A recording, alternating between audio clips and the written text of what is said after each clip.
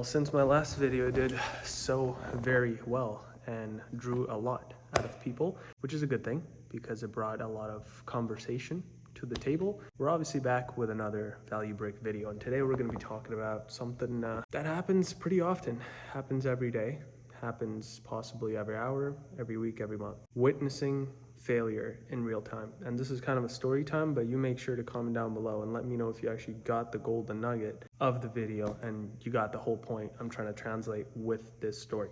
With that being said, I know someone that's kind of close roaming around in my circle.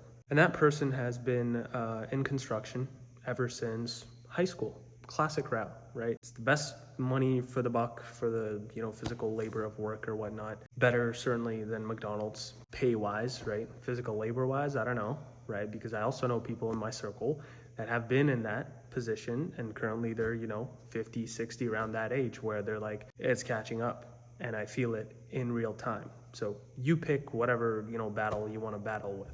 And so that person is my age, so 22, 23, 21 in that area. Been in construction ever since high school, classic trucking, concrete, pouring foundation, that kind of stuff, right? Great money. Again, I think it's like, $30 an hour or something around there. And so it's funny because she's wifey's friend. She texted me and was asking about help on starting a business. And that drew a lot out of me. I was like, this is the last person I would imagine asking me a question like that.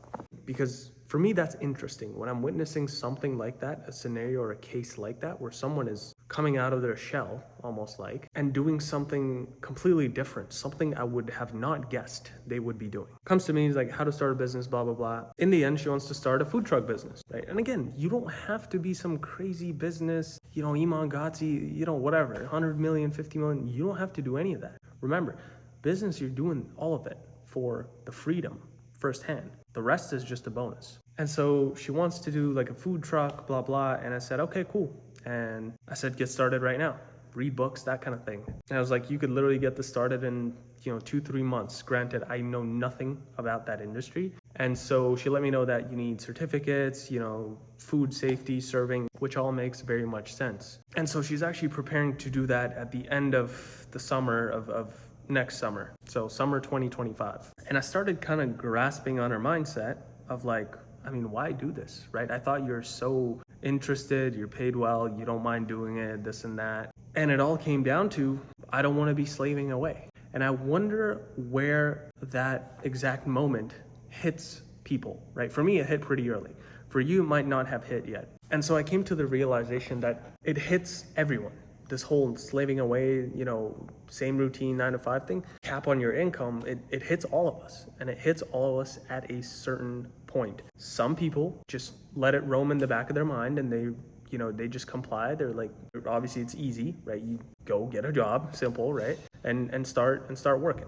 That's about it. With business, who necessarily, right? Yes, you can find a mentor. Yes, you could do, programs, academies, but who is actually going to show you the A to Z steps? And I'm not saying I am, because I'm not, though I do have a program for online educational businesses that lays it out pretty well. However, don't get it mistaken for a step 0, to step 100, the exact steps you take. Because I feel like nothing can be replicated like that, because again, there's so many different paths and so many ways you can reach that same result of, in this case, talking, business and business success.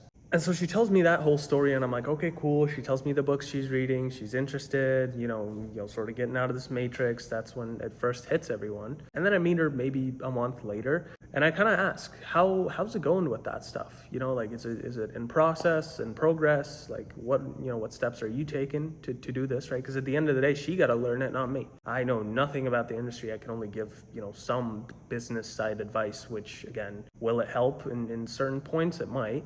Will it help fully, to give her a grasp of, the food trucking business? Probably not. And by food truck, I mean driving a truck around, stopping at a spot, selling some, stuff, and then driving home. The reason she wants to do that is, again, the freedom, right? You're able to do a lot with that. And so I meet her a month later, and I ask, how's it going? And she goes, nothing much. And obviously I dig deeper, and I'm like, why is that? What's nothing much? And she's like, oh, nothing's happening. And I'm like, how come? And she says, because she's dumb. And then I say, why are you dumb? And she says, oh, it's just me. And that just put a thought in my head where it's like, I mean, we all have these ideas, but we never end up taking any action on them, right? If it's something that we want to do so badly, we still don't do it and cover it up with excuses, pile on pile. And then I hear the worst sentence where it's like, oh, I guess, well, construction's not that bad. Well, and that's basically where people end up their whole life. So if you got anything out of this video, it's you gotta do it now, not tomorrow, not in an hour, not next week. And that's something I struggle with myself. Sometimes, catching those opportunities or those certain options that I should take or not take, mainly making that decision of yes or no.